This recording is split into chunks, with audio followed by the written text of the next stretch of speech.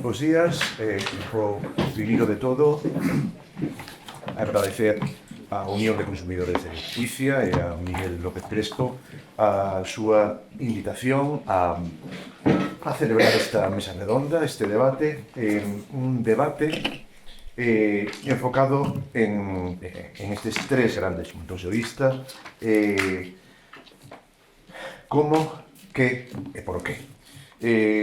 Como moderador intentarei establecer un papel moi continuador respecto da intervención de Miguel Vieito Pilar, da excelente intervención de Miguel Vieito, e precisamente creo que o meu deber é, a parte de presentar aos ponentes, incitar críticamente ao debate. Quizá no que é a estrutura desta mesa que haberá unha intervención inicial moi breve de cada un dos ponentes, máximo de 5 minutos, e pidolles a eles que, na medida do posible, sesan precisos nisto.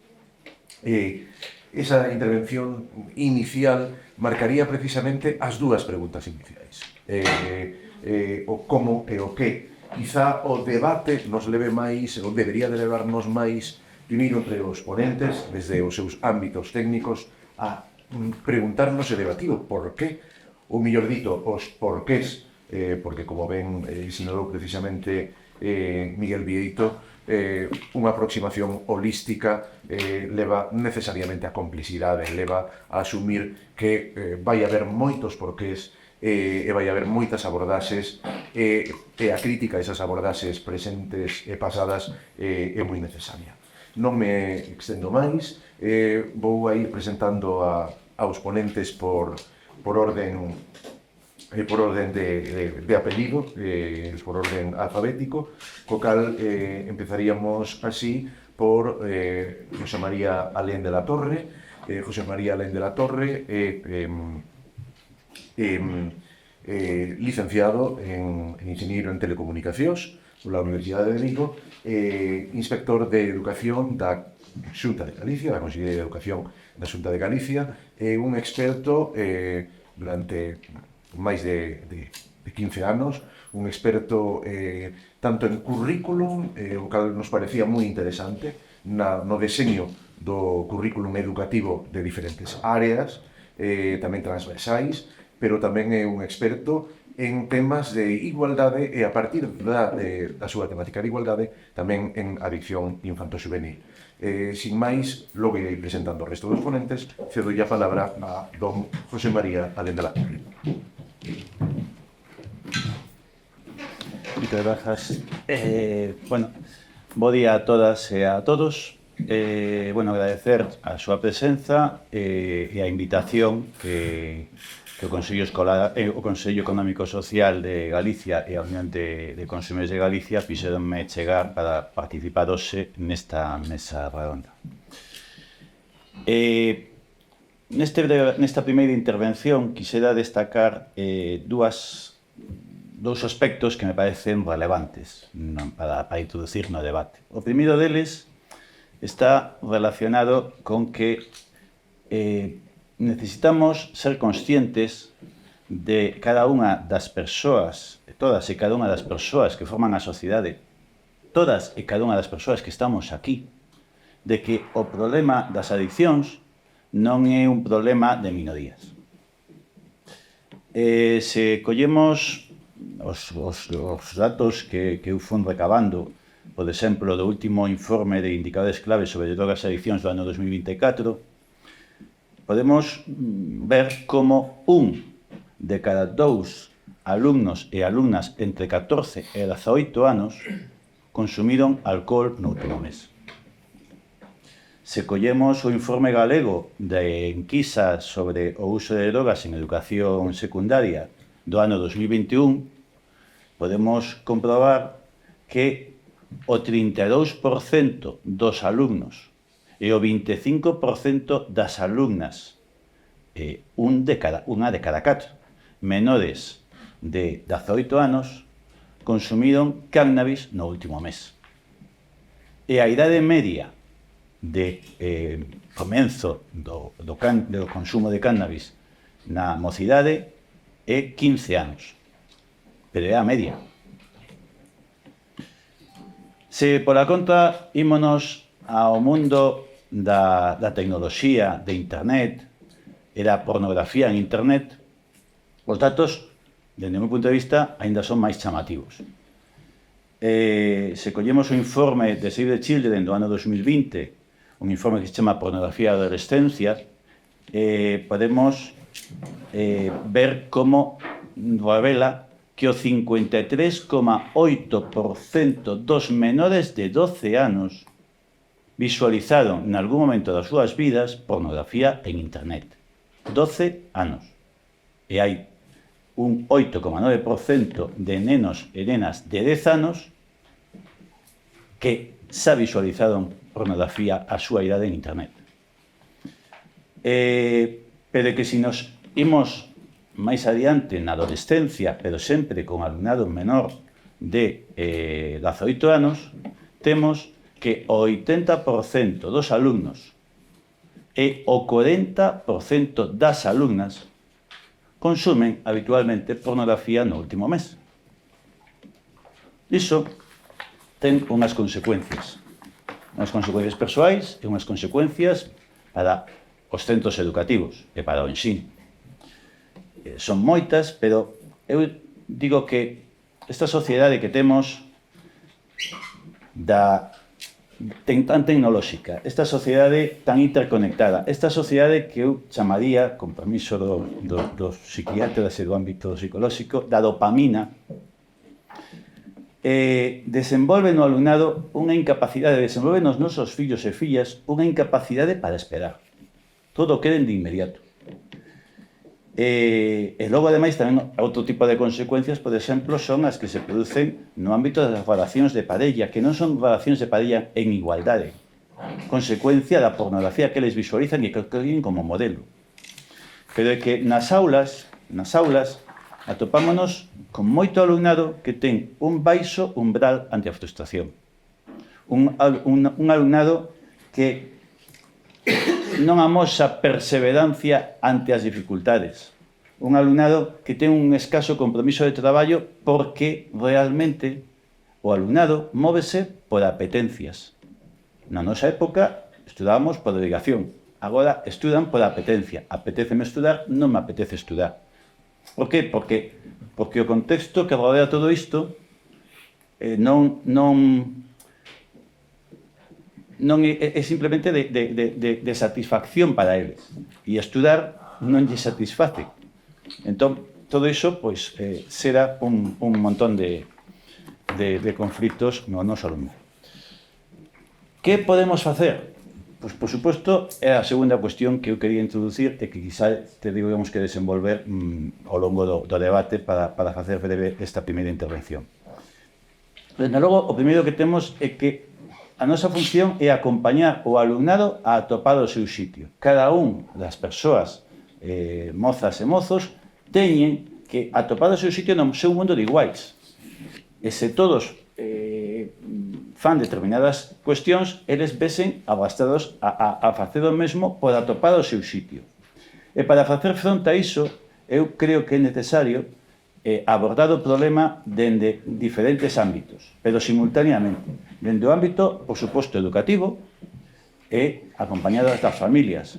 Dende o ámbito da economía. E a economía aquí ten moita importancia, porque a economía realmente é quen ten moitos intereses en que as cousas estean como están.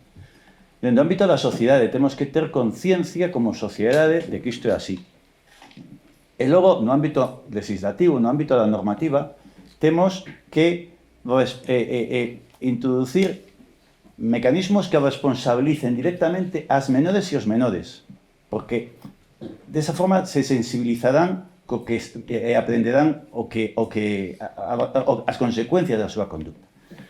Isto é posible? Pois non o sei. Eu diría que sí, pero hai que intentalo. Para iso depende de todas e de todos. Pero tamén eso significa que depende de cada unha de nós, para que isto sexa posible. Moitas gracias. Moitas gracias.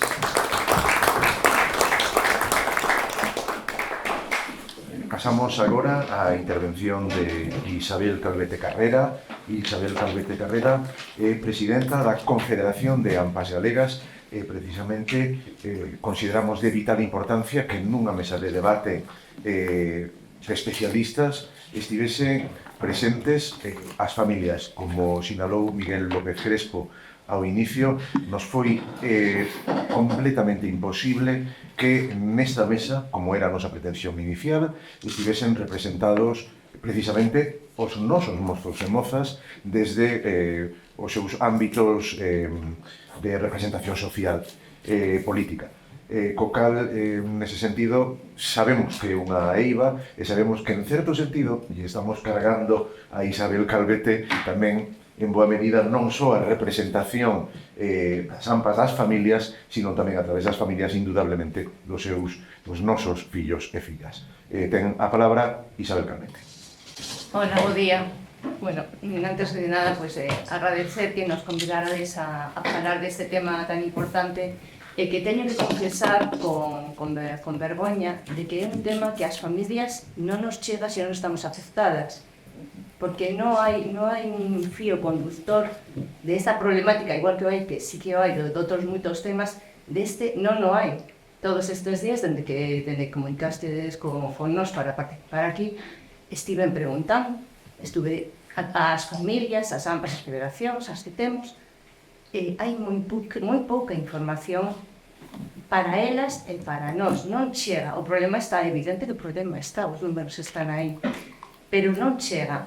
Dito isto, bueno, preparei un pequeno recollo con que recopilamos estes días dos problemas que detectamos sobre isto e, bueno, logo seguiremos falando. Bueno, o dicionario de la RAC, isto non o puse e pregunto, é evidente, como define a adicción? Como inclinación moi forte ao consumo de sustancias como alcohol, drogas, tabaco ou a certas actividades como son que crea dependencia física e psíquica delas. Esta inclinación moi forte implica sobre todo incapacidade ou unha moi elevada dificultade para desligarse dela por propia iniciativa. Significa ter chegado a un punto de difícil retorno na xestión dunha apetencia, un costume e un consumo. Estamos falando de adolescentes, e de nenos e de nenas. Moi difícil, moitísimo máis difícil aínda. Claramente temos un problema que non é novo, pero que medra e hai que pensar en como resolverlo. Sin dramatismo ni exageracións, pero está aí, hai que resolverlo.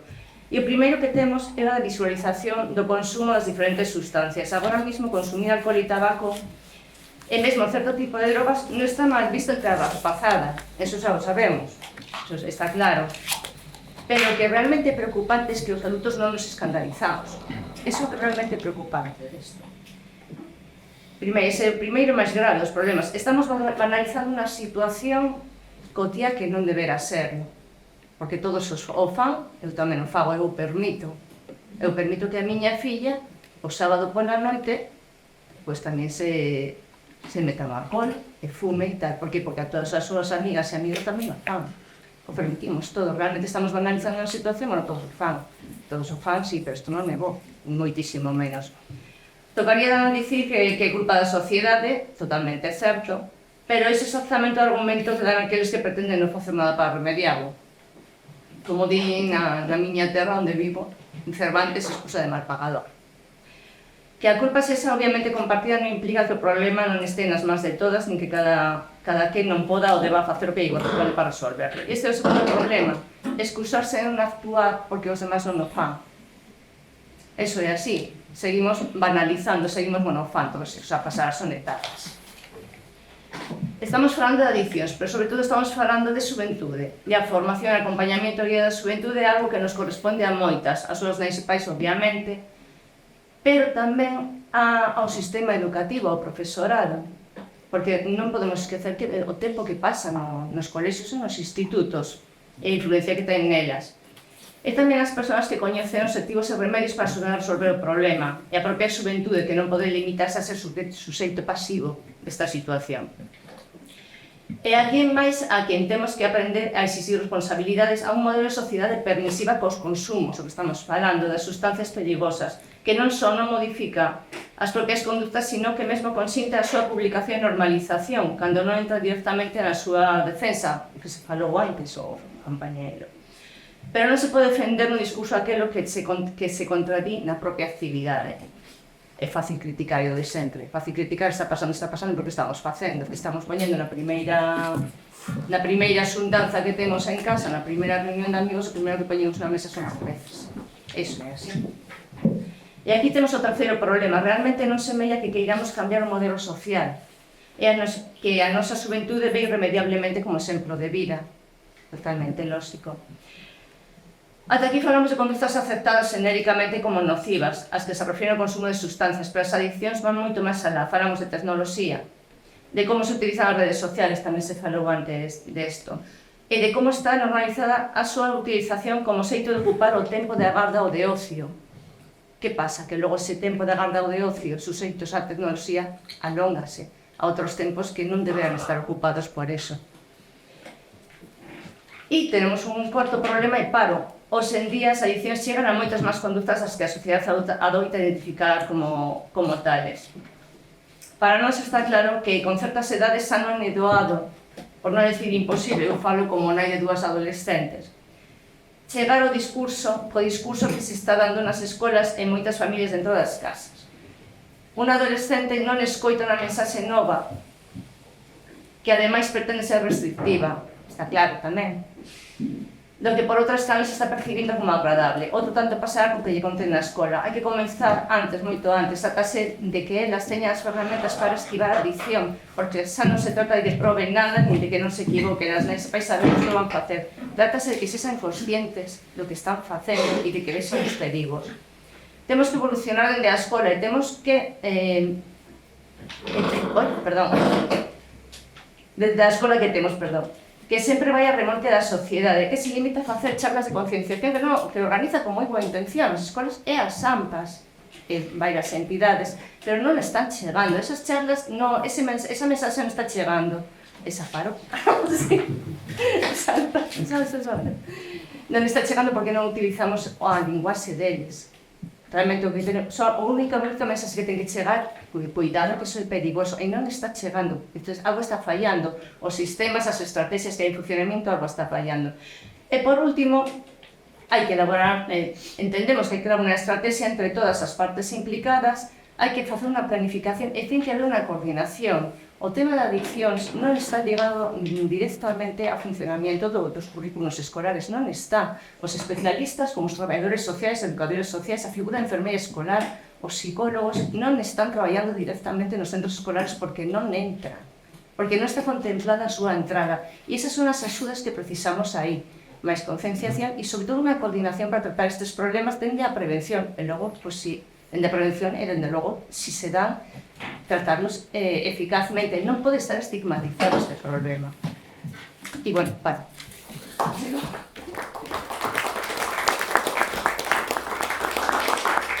Moitas grazas, Isabel.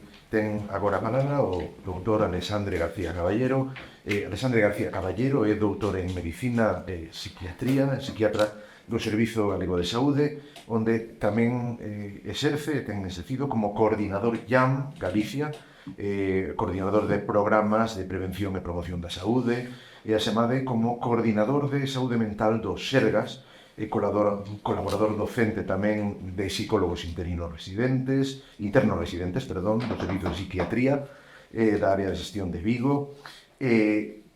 A súa experiencia no Sergas, no Servizo Galego de Saúde, pero en particular a súa experiencia como coordinador IAM Galicia de saúde, coordinador de saúde mental do Sergas, e tamén, desde logo, o seu perfil docente e formador de futuros psiquiatras e futuros psicólogos internos residentes, psicólogos clínicos, facía imprescindible a súa presenza especializada nesta mesa, neste debate.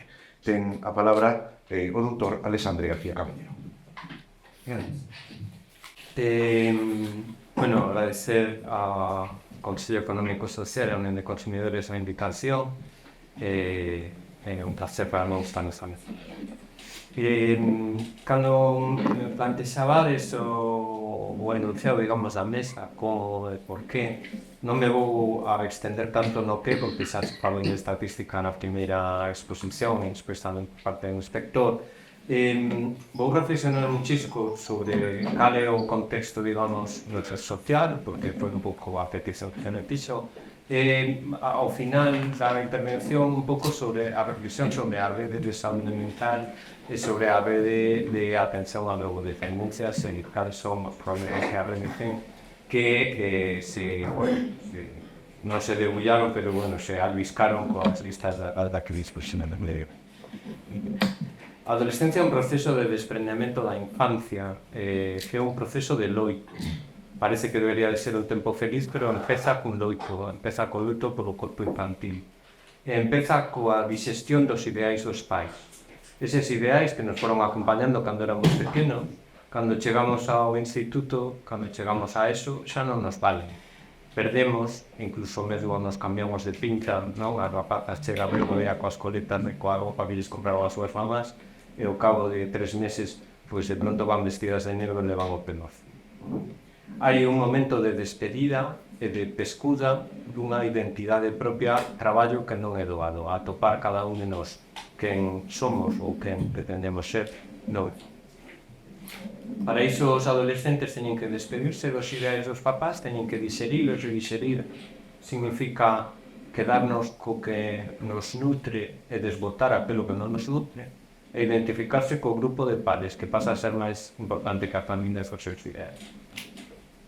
Asemade aos adolescentes, co aumento do seu poderío físico e a súa progresiva exploración do espacio externo, o espacio externo que a día de hoxe é un espacio tamén moi interno, porque ese espacio externo implica explorar 24 horas, 365 días ao ano, todo o mundo de internet, non? E teñen aí unha porta, pois evidentemente a cousas boas, tamén a cousas moi malas.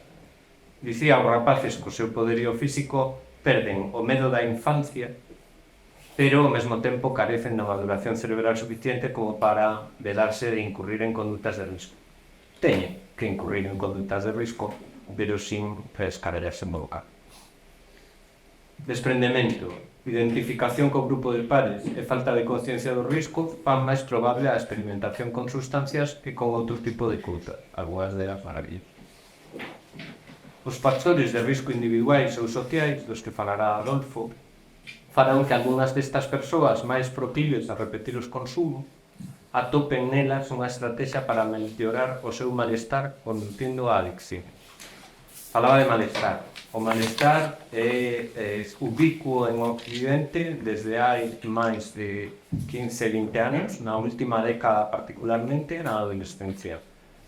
Medrou moitísimo, particularmente nas rapazas, particularmente vencellado a utilización e a comparación continua con ideais de beleza ou con ideais de vida totalmente, bueno, exagerados ou algo. E nos rapaces coa satisfacción inmediata das súas paixón. Para a mesa redonda, con respecto á prevención. Bueno, pois hai que traballar cos proxenitores, hai que traballar no seu principio. Cando estiven brevemente como coordinador de saúde mental e máis tempo como coordinador de programas de prevención, traballei moito con educación precisamente para ofrecer escolas de nais e pais. O programa JAM, que tengo tamén o placer de coordinar durante 2 anos e medio, é un programa de prevención de suicidio que traballa nas escolas pois facendo un programa sueco, publicado a nivel internacional, para facer prevención de suicidio e tamén para traballar coas familias. Vamos tratar de chegar, pois, en 2028, por fondos europeos, pois, a todas as escolas nese programa de prevención de suicidio. Pero hai que traballar moito antes deses 13 anos aos que estamos aquí. O obxectivo a día de hoxe da crianza, como decía antes, é criar nenos felices. Pero o obxectivo da crianza non é criar nenos felices. O noso obxectivo como proxenitores é poder faltar. Isto soa así moi duro, pero é que como papá e mamá criamos para deixar a nosa tropa o mellor preparada posible, vale? Criamos para xenerar persoas autónomas. Os desprendementos empezan antes, empezan a bañar, con chupete, coa teta, con cortar solos os filetes. O uso do móvil require límites, require retrasar a idade da súa utilización para ter autonomía suficiente e despois utilizar límites progresivos. Nunca de noite se nos dicía teñen un 24 horas, non é doado poñer límites de noite Rial o contará, ¿no? Que decir, o móvil na cociña, enchufado ali, nunca de noite. Jonathan Haidt, por exemplo, nun libro moi recente, propón o uso do móvil non smartphone aos 12 anos. Non smartphone, vale? Móvil destes que os nenos lles horripila utilizar. E o smartphone aos 16, como un rito de paso, como despois podería ser o carné, agora xa o rapaz máis sair o carné, pero bueno. Con limitación temporal e supervisión parental. E por último, entre outras cousas, deporte. Os adolescentes queren riscos físicos. Démosllos, pero con control. Montaña, escalada, deportes acuáticos, salvamento, surf, vela, deportes de contacto, máis boxeo, máis karate, menos psiquiatra, vale? Máis atletismo, máis motor. Os adolescentes necesitan comunidade e sexualidade, teñen que ter esas oportunidades, tamén con certo control. Campamentos, grupos scouts, voluntariado. O aumento do deporte nos rapaces se consigue se os pais o practican. Lectura, o mesmo. Consumo de alcohol. Os rapaces que teñen máis problemas co consumo de alcohol son aqueles nos que nas súas casas se bebe a diario. Ánimo que podemos. Como sociedade nos cuidamos máis que hai 30 anos. Facemos máis deporte. Quizáis bebemos menos e consumimos menos drogas. Dicía con respecto a estudos do Plan Nacional de Drogas, que debería destenderse. Gracias.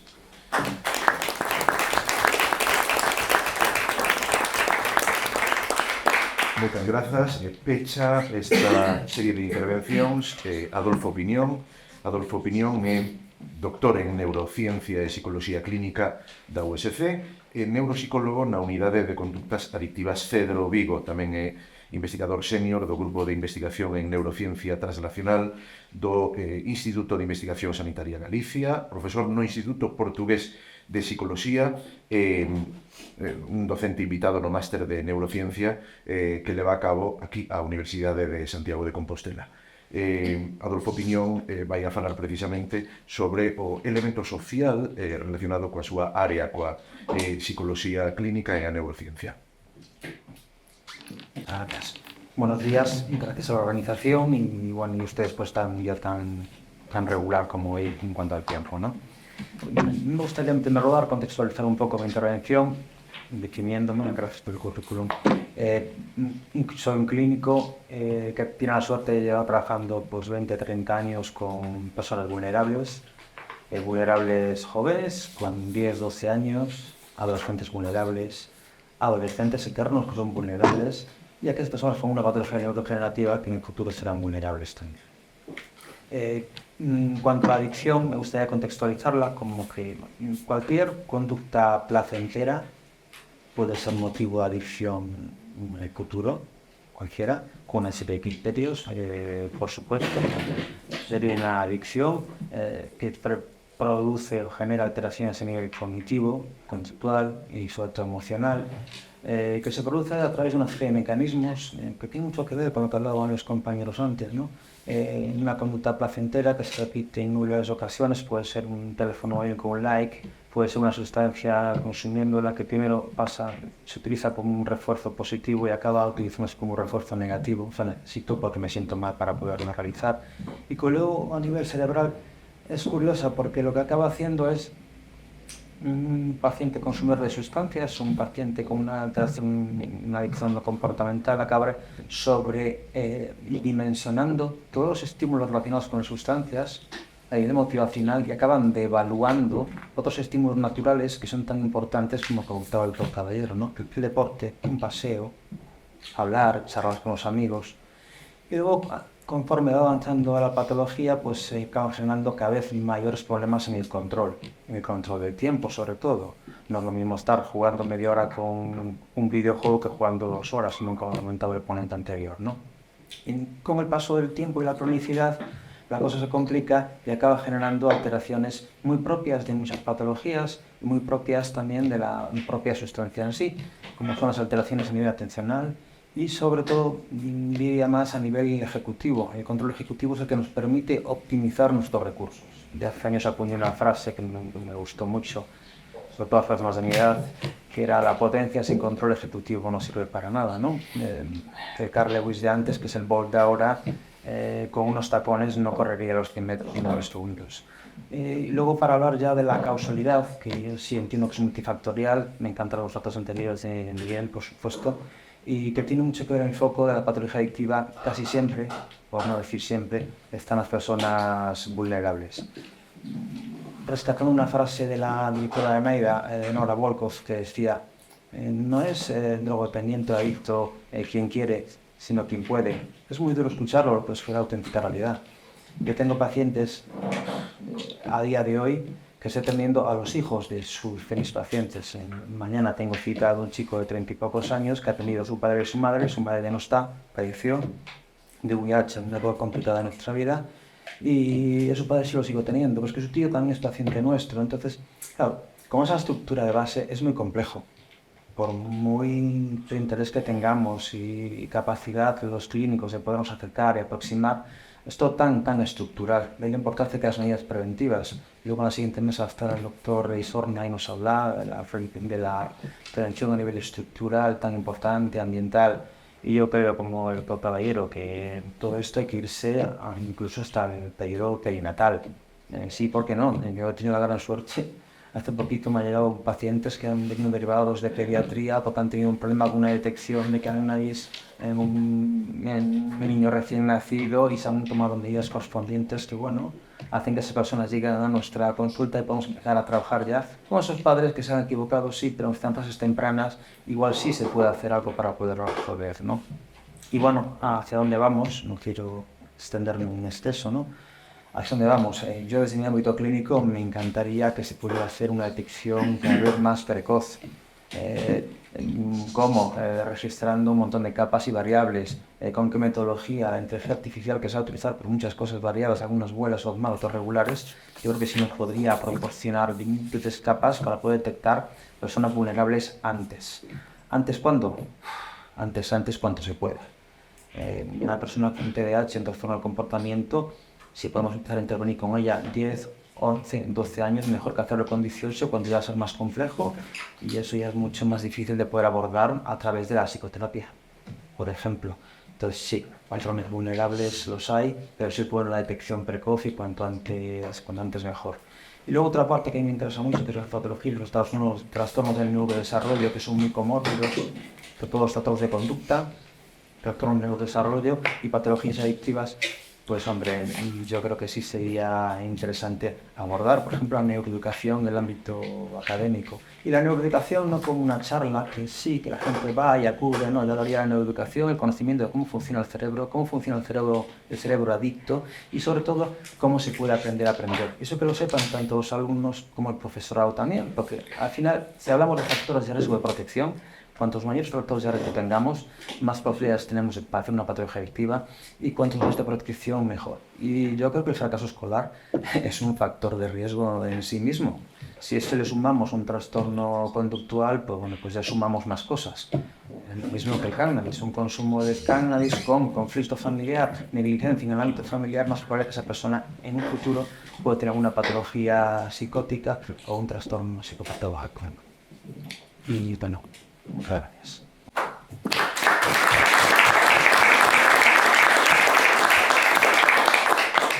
Bueno, moitísimas gracias a opinión e moitas gracias de novo a todos os ponentes. Ainda que a miña idea inicial era que se iniciase un debate entre eles, creo que tamén por aproveitar facer unha mellor xestión do tempo, creo que podemos xa xenerar dentro das posibilidades do entorno un debate xa aberto ao público, si a vostedes lles parece ben. De todos os xeitos, me gustaría comezar precisamente con unha serie de preguntas que buscan precisamente fomentar este intercambio de ideas. Creo que aquí saíron unhas ideas moi interesantes, sobre todo ideas precisamente incómodas. Pero creo que é o meu deber como moderador, aparte de manter bueno, sempre se di que o moderador e o árbitro de fútbol e o traductor teñen as mismas características. Son mellores canto máis invisibles sexan. Eu simplemente quero fomentar o inicio do debate, polo menos, e logo conducilo cara preguntas tamén incómodas, cara preguntas incitadoras e críticas. A primeira é que cando falamos de adiccións, ademais nun sector de idade que xurídicamente estamos a falar de menores, indudablemente vai a surdir o tema de legalización, ilegalización, punitivización respecto das adiccións. É un debate, ademais, de completa actualidade agora mismo, si a legalización pode empeorar, mellorar a situación de adicción dun colectivo. Pero abro o debate cara a outro punto de vista. Como ben sinalaba o ponente, a intervención principal que abre esta xornada, existe unha tendencia xeral xurídica á punitivización. Sin embargo, quizá ao mesmo tempo, as administracións, a administración pública, dentro da tendencia a punitivización, ás veces incurre en contradiccións en si mesma. É dicir, xenera elementos que favorecen, por exemplo, no caso das novas tecnoloxías, que favorecen posibles comportamentos adictivos cara ás novas tecnoloxías.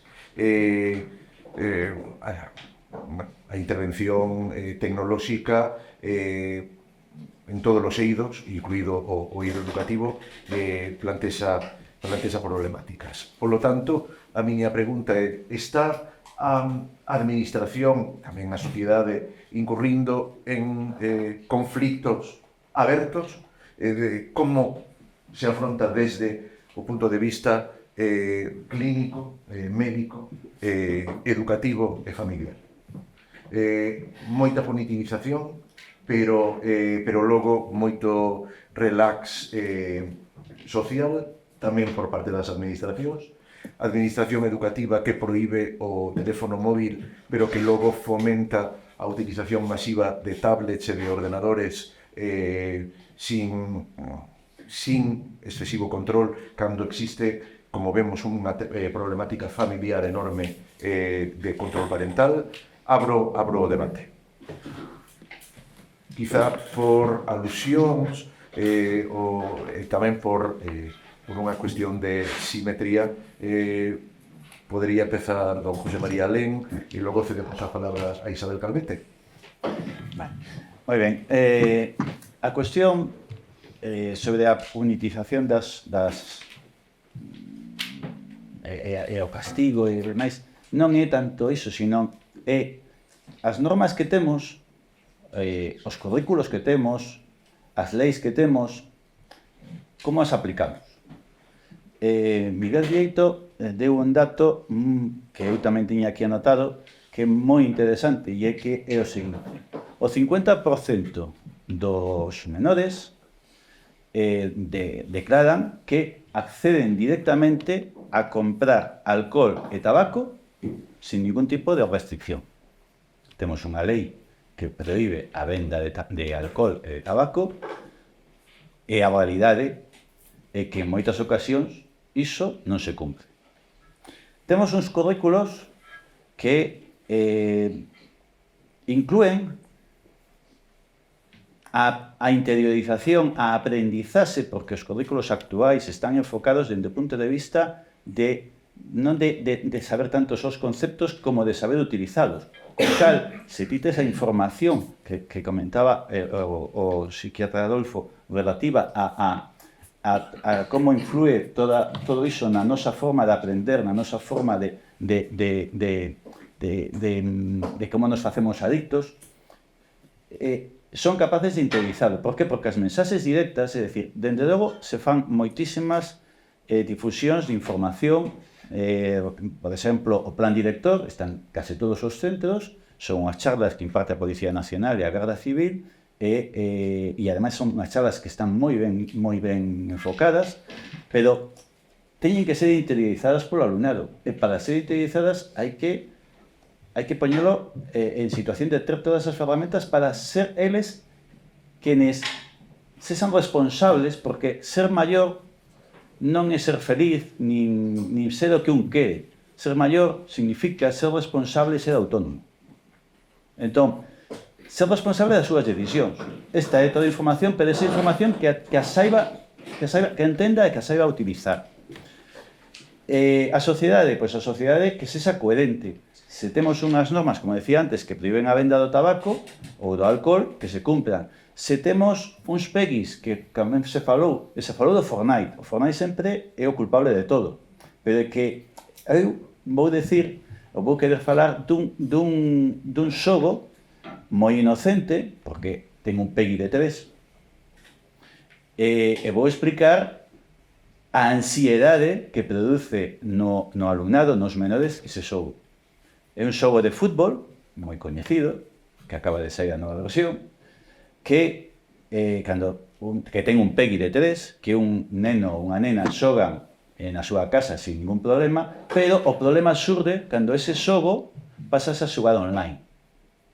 Aparece o menor nunha determinada división, 8ª división, e como xoga bastante ben, avanza a 7ª. E se supón que como xoga bastante ben, vai pasar a 6ª. Sin embargo, para pasar a 6ª, hai que facer unha inversión. Hai que poñer cartos para comprar xogadores. Non sei cantos cartos haberá que invertir para estar en primeira división. A mellor o que invirte o Madrid e o Barça. Pero dende logo, hai que invertir moito. Eso nun neno ou nunha nena que non entende como xogando ben non o consigo, e produce unha enorme ansiedade. Pero o PEGI dese xogo é de 3 anos. Quizáis os PEGIs deberían ser revisados ou mesmo deberían ser considerados PEGI para xogo en casa, na intimidade, e PEGIs para xogos en casa en liña.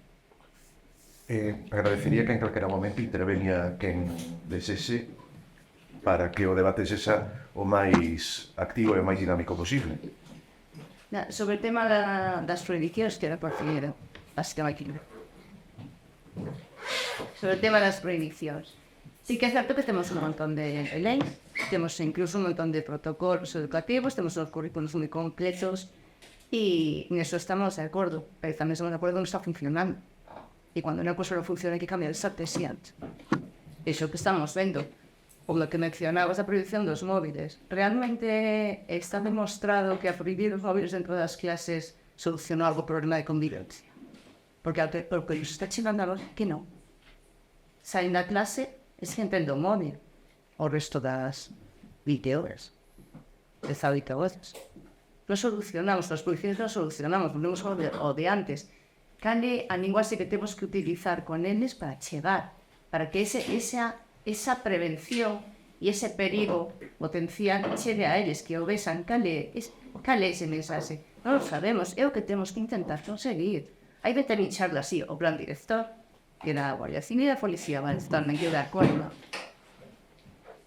Nesas charlas, a Guardia Civil e a Policía van con o uniforme. Realmente pensades que esa mensaxe está facendo aí nos adolescentes, con toda a boa vontade que teñen, que si que a teñen, a idea é boa, pero está chegando. Como cando eu lle digo a miña filla, calquera delas, cariño, intenta vir para casa entre as 4 da mañá. Sí, claro, sí. É así. Realmente non está fallando a estrategia, está fallando. Temos que conseguir chegar. Entonces, que cambiamos? A donde vamos agora mesmo? Bueno, aparte, a estrategia europea, ¿no? Bueno, son Ignacio Iglesias, son traballador social e hai un adolescente tamén. Sí que é certo que a parte da estrategia eu creo que é unha cuestión económica. É dicir, como sociedade hai que pensar o que investimos en educación. Entón, o sistema educativo necesita máis financiamento. Por exemplo, eu estou no Instituto de Action non se pode levar móvil, pero que non é só que non se pode levar móvil, é que lle puxeron 4 mesas de futbolín que están constantemente bloqueadas pola cantidad de nenos que queren xogar e o pouco espacio que teñen. E unha medida que é absolutamente positiva, que buscar que teñan outra actividade, que durante un tempo teñan un placer que non seña o móvil, se ve bloqueada porque depende de que a AMPA poña ou non poña cargos para comprar unhas visas. Pero non hai unha estructura a nivel educativo que nos centros de Galicia se faga un plan alternativo para que nos momentos de lecero, nos momentos de descanso, haxa actividades que descongestione e que lle mostre outro camiño de placer. Porque se non lle damos nada, se non buscamos esa alternativa, o máis fácil vai ser a máquina. Por lo menos que coñezan outro. Co tema da pornografía, é que estamos fixando no efecto, non nos estamos fixando na causa. Hai falta de educación sexual. É dicir, non hai educación sexual no xeral da sociedade. A educación que lles chega é a dos anuncios, que é el chico rico tiene una chica buena y paramos de contar, que é absolutamente machista. Pero non hai unha educación sexual que non é educación sexual. Bueno, supoño que o sabremos porque somos técnicos, pero en xeral, cando tens que explicar que a educación sexual non é lo que hacemos, sino lo que somos e como nos relacionamos. Entón, con respecto á igualdade, con respecto á utilización da pornografía e demais, hai tamén que investir en educación sexual. E por último, que antes o comentábamos, é dicir, claro que fan falta parentalidades alternativas, porque a xente está bloqueada, porque os fillos neste momento son únicos, son tardíos, son un proxecto tan especial que non sabemos moitas veces como xogar con eles, pero dadevos de conta que estamos nun proceso no que casi toda a educación é de mañá.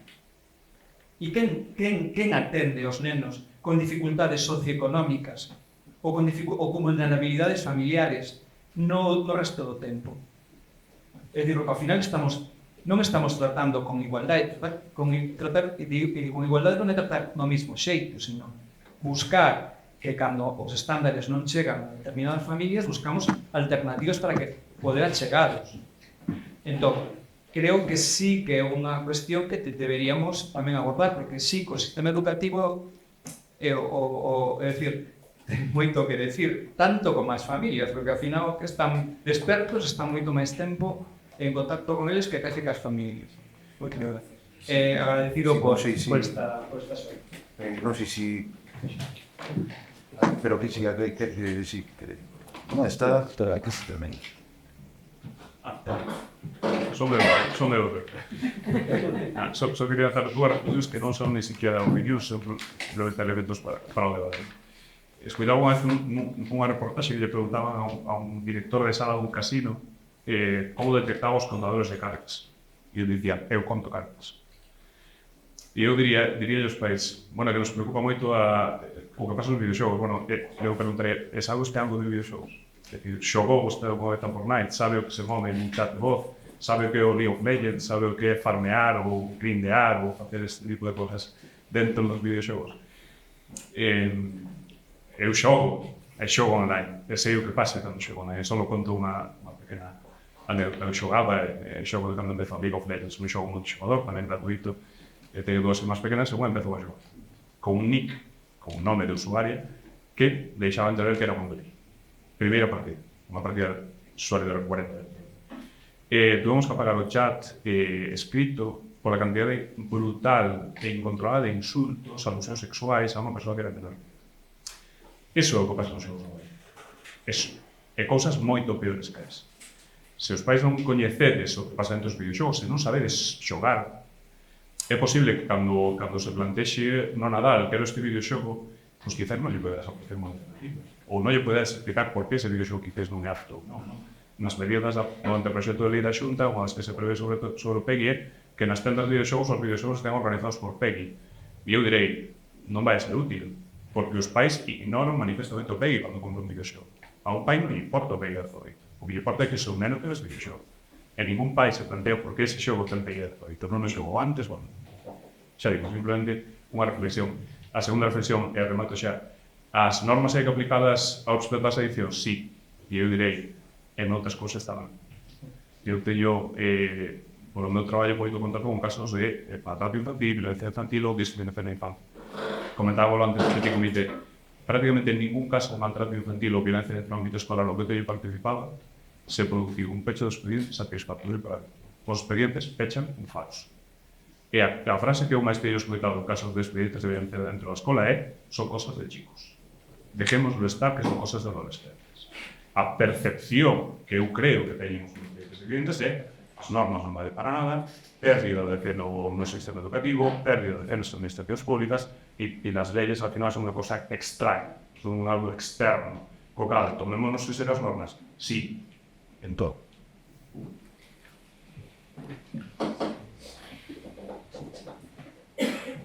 Bueno, te digo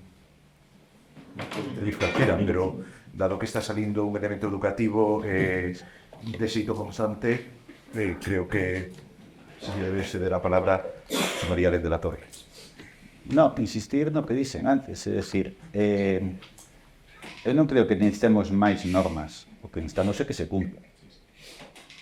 E logo, sí que sigo recoñecendo que é necesario determinadas intervencións puntuais, citei o plan director porque é a máis coñecida, pero logo temos que ir á segunda parte, e a segunda parte xa dicen antes, é que o alumnado non escoite o que é bo ou o que é malo, sino que saiba decidir que é o que é bo para a súa saúde e o que non é bo para a súa saúde, porque se non ten esa aprendizaxe,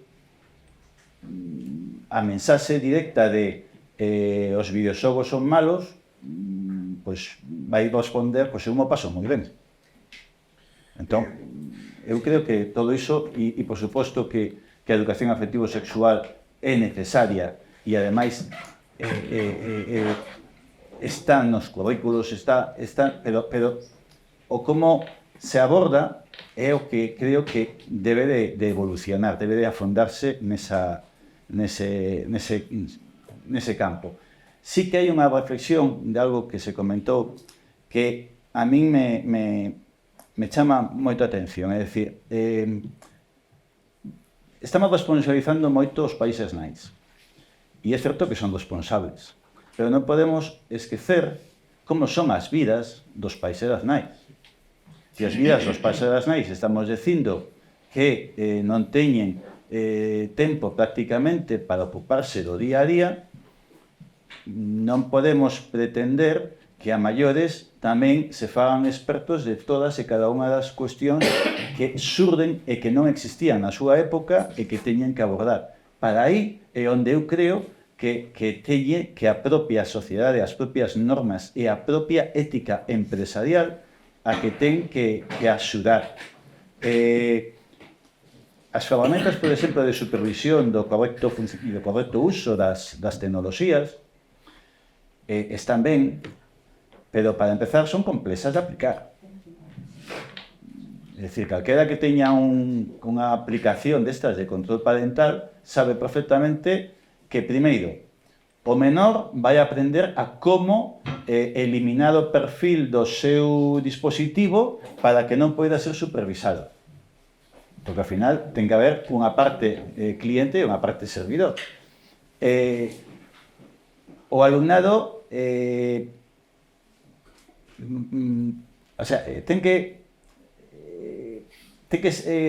esas ferramentas non son tan doadas de usar.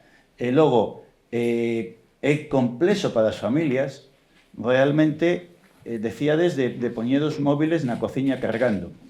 Bueno, eu diría poñer os móviles e todo tipo de dispositivos electrónicos na habitación dos seus pais e das súas nais ali almacenados ata o día seguinte, porque as cociñas se pode ir de noite.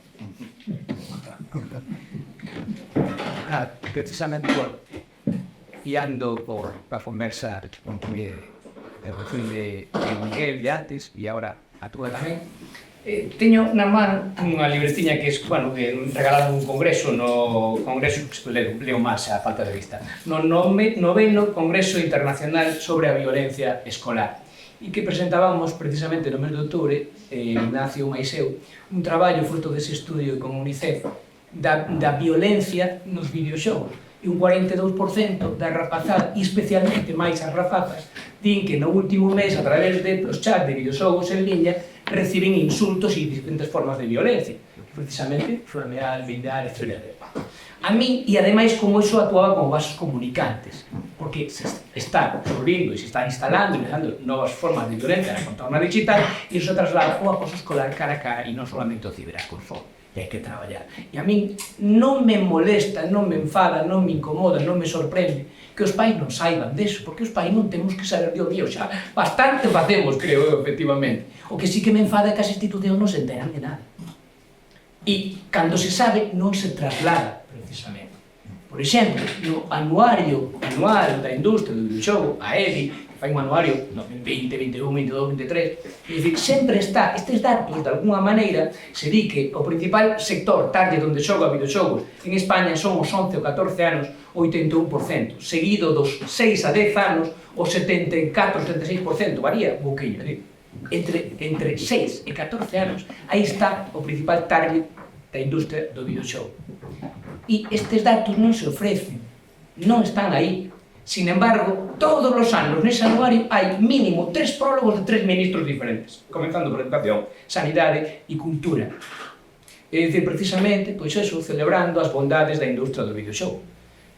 Non sei. Esta incomodidade que falabades antes nesta mesa, creo que a incomodidade é útil, é necesaria nestes momentos para mover certos resortes sociais e institucionais.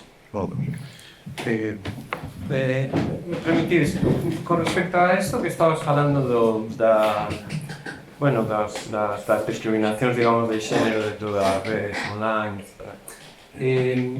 a mí me parece, a miña, non sei, o teadeiro clínico, non? A parte de pasar anos nos programas de prevención, levo 30 de psiquiatra, non? En los últimos anos, particularmente desde a pandemia, habendo moitísimos adolescentes a caño, non? E hai un problema, digamos, que ten que ver tamén coa construcción da masculinidade, non? É dicir, isto que sinalades é un, digamos, como un epifenómeno ou a punta a codia do conto, non? É dicir, os rapaces ten poucos modelos, de feito, hai un libro polémico de Richard Reeves, Homes, non? Moi recente, en 2024, onde postula, non? A ausencia de referentes, por exemplo, na adolescencia, a día de hoxe, como modelos de masculinidade. É dicir, os modelos de masculinidade, digamos, hexemónicos agora nos rapaces son os futbolistas, os youtubers, non sei que. Un sobrinho meu pequeniño levou no meu irmán, que é investigador aquí en Santiago, a ver o seu laboratorio, non? E entón dicía o rapaz, pero os homes tamén poden ser investigadores, non? É dicir, de pronto hai unha sorpresa. Os modelos aspiracionais que propoñen? Estamos propondo modelos como sociedade, modelos aspiracionais, que no caso da masculinidade son modelos, non sei, non sei, periclitados, non? Como anacrónicos, non? É dicir, ou faz enxeñería informática, ou se non, te dedicas ao fútbol, non? É dicir, son esos polos, non? De feito, incluso, por exemplo, faz carreiras de cuidado, non? A día de hoxe é complicado visibilizadas como tarefas trabalhadas. Entón, ese é un problema. Despois, quería reflexionar, non podemos poñer un poli, as charlas dos polis, eu con toda a súa boa intención, como as charlas dos psiquiatras para os rapaces, como o modelo, por exemplo, eu fago terapia de grupo, o modelo Jam é un modelo no que progresivamente o que faz é roleplay cos rapaces, e as obras que se representan as crean os propios rapaces. Digamos que para os que coordinamos os grupos supón un exercicio de freno de man, porque os rapaces están todo o tempo provocando, digamos, ao terapeuta. E tes que calarte e ser neutral e devolverlle ao grupo a capacidade instituinte. Bueno, vos que pensáis nisto? Porque, claro, a posición do adulto que dice, non, esta é a lei e tal, pero se entra por un oído e xa por outro. Se queremos fomentar o debate e queremos que eles reflexionen e pensen, a estrategia non é a día darlles unha chapa sobre o consumo de drogas, os perigos das redes, porque aos cabo de un minuto desconectaron, non? Por último, para non escaquear, porque antes me esquecín, non? Sobre o tema da asistencia, non? Hai un problema histórico coas prazas de drogas, ¿no? As prazas das unidades de conductas adictivas son unha rede, digamos, paralela ao SERGAS, que está interconectada, os profesionais das unidades de conductas adictivas poden escribir no llano, se hai unha relación, digamos, informática, pero non hai unha relación, digamos, estructural. Vale, entón, unha rede vai por un lado, outra rede vai por outro, uns dependen dos concellos, outros dependen de asociacións. Isto é unha cousa que está na agenda política desde hai máis de 20 anos. Vale? Saco bipartito había un proxecto de incorporación da rede de SERGAS que a día de hoxe é moi acustiante e que se está traballando nese, pero que é unha conta pendente en Galicia e en outras comunidades autónomas que tamén teñen redes de, digamos, de xéneros. É moi complicado neste momento contratar, non? É dicir, non hai profesionais suficientes para poderlos contratar, xa non é que non haxa o diñeiro. Pode haber o diñeiro, pero non hai a quen contratar. E despois, con respecto ás prazas de infantil, as listas de dada que se poñen aí son datos SERGAS. En consultas de infantil se multiplicou por 2 o número de profesionais en infantil de 2020 a 2024, o sea, se duplicaron as prazas de consulta de psiquiatría, psicología, traballo social, etc.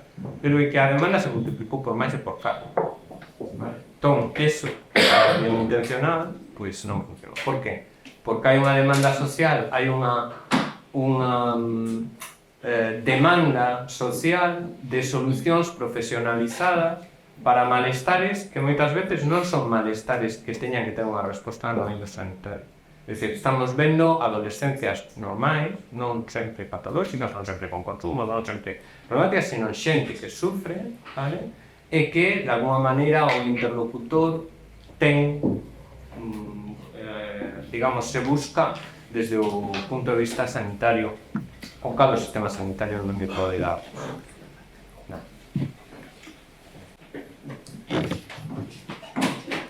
A ver, antes non profundistei no tema da convivencia, da violencia no alumnado, porque, bueno, surgiu un pouco como un exemplo dentro dos videoxogos e efectivamente eses comentarios que se realizan entre eles de forma totalmente violenta.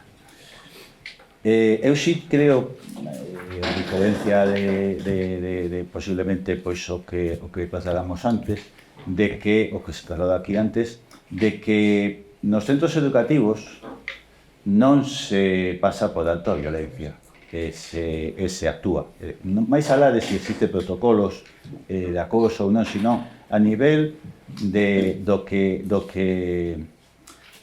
é a convivencia dentro dos centros. Sin embargo, e isto é certo, os problemas de adicción son moi importantes, pero os problemas de convivencia escolar non son menos importantes. Pero aquí sí que teño que decir algo, e é que, de novo, o problema da violencia entre comunicativa ou incluso física non é un tema que poidamos abordar dende exclusivamente o ámbito educativo. Eu invito a calquera de nós a que poñamos un telediario, un telexornal. Eu teño a sensación, cando vexo o telexornal ou o telediario, de que vivimos na sociedade do pensamento único. Aquí todo o mundo ten a súa razón e é a única que conta. E todas as persoas adultas e non adultas pensamos que a outra parte non pode ter nada de verdade.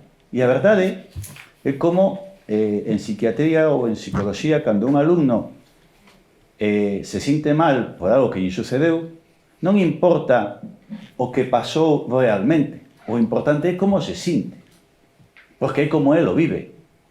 E eu, sinceramente, vexo que a sociedade é violenta.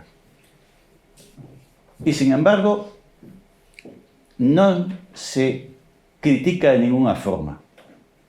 E aquí sí que, de novo, é algo no que todas as partes, especialmente os medios de comunicación e a forma de relacionarse das persoas no seu ámbito persoal nos centros educativos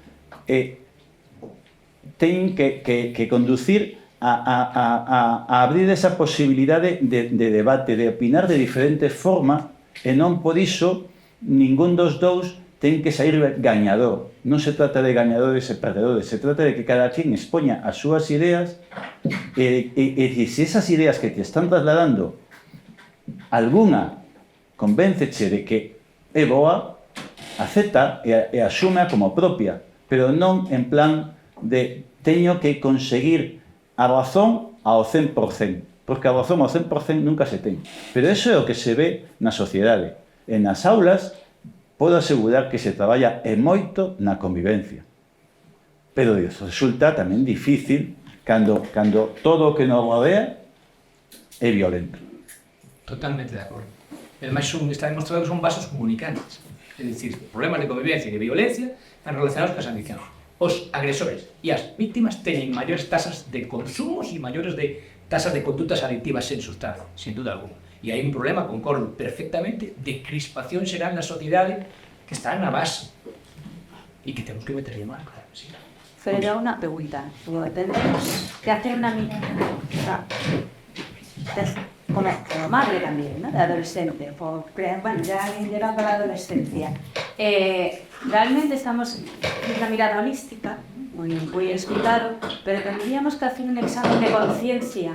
Estos adultos que hemos vivido quizás la mayoría de nosotros entre dos mundos, ¿no? El mundo en el que nos aburríamos, teníamos que pensar en la larga tarde a ver qué hacíamos, y en un mundo en el que andamos a lo loco y que yo creo que los primeros adictos somos nosotros. Y ese ejemplo es el que estamos dando a nuestros niños. ¿Qué más da la conciliación familiar si en el momento en que la tenemos estamos sujetos a un no? Quiero decir, yo creo que el examen tiene que ser mucho más profundo, ¿no? Es decir, ¿qué estamos haciendo mal? Porque los padres, claro, en mi época tampoco se hablaba libremente. Vamos a ver, en los años 90, a ver qué padres se sentaban. Mira, hijo, esto va así, en el sexo y en el amor. No, teníamos todos también nuestros pudores y nuestra información por otros canales, que generalmente eran los amigos, ¿no? Y tal. Pero yo creo que también estamos reflejando con esa violencia que se transmite por todos lados. Claro, los niños están malinterpretando realmente. Y hay una industria, ya no de los videojuegos, una industria muy poderosa, que es la pornografía, que nadie habla, no se le pone veto, y que hay muchos adultos adictos.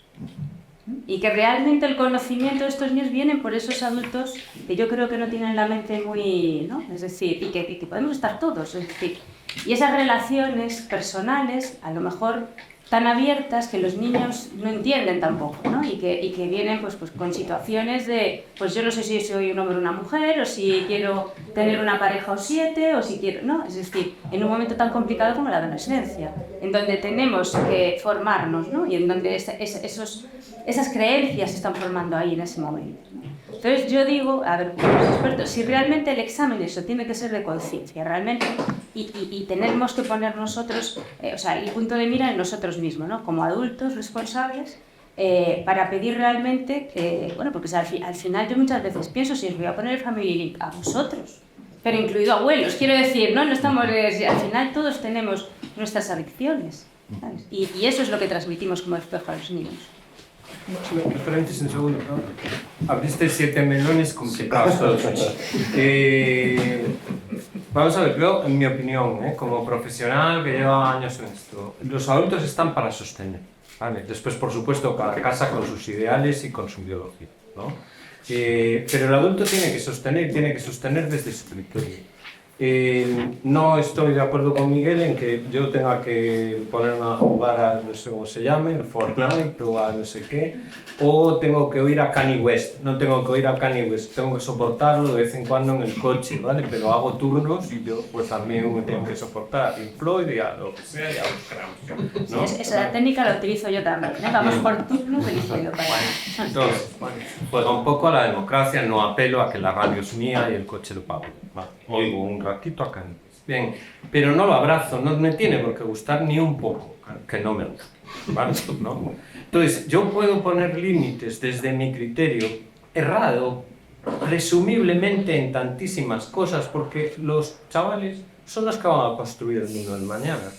Como nosotros hemos construido, con mejor o peor fortuna, pues más o menos el mundo de hoy, ¿no? Y como nuestros papás pues, nos transmitieron una serie de valores, algunos de ellos periclitados, obsoletos, y que discutimos y ante los que nos rebelamos, y otros que después nos parecieron muy justos y... ¿no? Vale, pero se sostiene. Vale, entonces, no tengo por qué abrazar al adolescente, no tengo por qué yo convertirme en adolescente. Me puedo comprar unas Vans, puedo hacer... No, vale, pero no necesito, no puedo simularlo un poquitín, ¿vale? Pero no tengo por qué abrazarlo, no tengo por qué convertirme, porque el adolescente necesita el límite que es, bueno, de alguna manera el semblante. Dice Ubieto, un psicoanalista, dice, del padre al iPad. Es que hoy el que está transmitiendo los ideales es la red. Adolfo, yo estoy completamente de acuerdo con Alejandro y contigo también. Es que, primero, los límites son necesarios y yo creo que la base, en mi opinión, o lo que en su día decía Antonio Damasio, ¿no? Que el razonamiento, uno es Samuel, ¿no? El razonamiento es necesario, pero no es suficiente para tomar decisiones correctas en su día a día. Porque las decisiones correctas en mayor medida tienen mucho que ver, tiene mucho peso la emoción, la gestión emocional. Y sobre todo en este mundo que vivimos, en que vivimos a mucha velocidad. En adicciones, unos principales predictores de una adicción o a otras patologías psicológicas, una de ellas es la impulsividad. La impulsividad no acompaña y no ayuda en casi nada y vivimos continuamente dando y emitiendo respuestas de manera continua, ¿no? Entonces, límites, yo creo que siempre, de manera ordenada y, hombre, consensuado a la medida de lo posible. ¿Que a veces es difícil? Sí, porque los adolescentes, yo tengo la suerte de trabajar 20 años con ellos, ¿no? No entienden de razonamiento, entienden de consecuencias. Hago o no hago, pasa o no pasa. Muchas veces el excesivo razonamiento no ayuda, porque la habilidad que tiene más de uno, pues, te acaba llevando a su propio terreno. Pero sí, yo coincido, la velocidad en la que estamos viviendo yo creo que no es buena.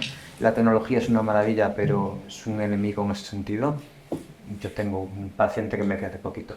Estáis obsoletos, estáis ahora con el rollo aún del control estimular y que no pases por esta calle, por este centro. Pues que si no hace falta, yo mando un correo electrónico, el buzón me llega lo que necesite en el momento que lo necesite. Y tiene razón, todos tenemos que actualizar, los profesionales evidentemente también, pero ese trabajo de base yo creo que es importante. Y luego que la escuela debe ser, yo creo que el colegio en general, un factor protector. La estructura yo creo que debería trabajarse en otros sitios. Es como cuando traen a la consulta a un chico con un trastorno de neurodesarrollo para trabajar atención y yo le digo, sí, atención sí, pero tolerancia al aburrimiento también. Porque no ser capaz de tolerar el aburrimiento o no ser capaz de tolerar el esfuerzo cognitivo genera problemas en el ámbito educativo porque pongo un problema y a 2 minutos como lo resuelvo rápido no va a querer sentarme a hacerlo y luego en el ámbito familiar. Bueno, perdonar por la extensión de... Bueno, creo que, desde logo, o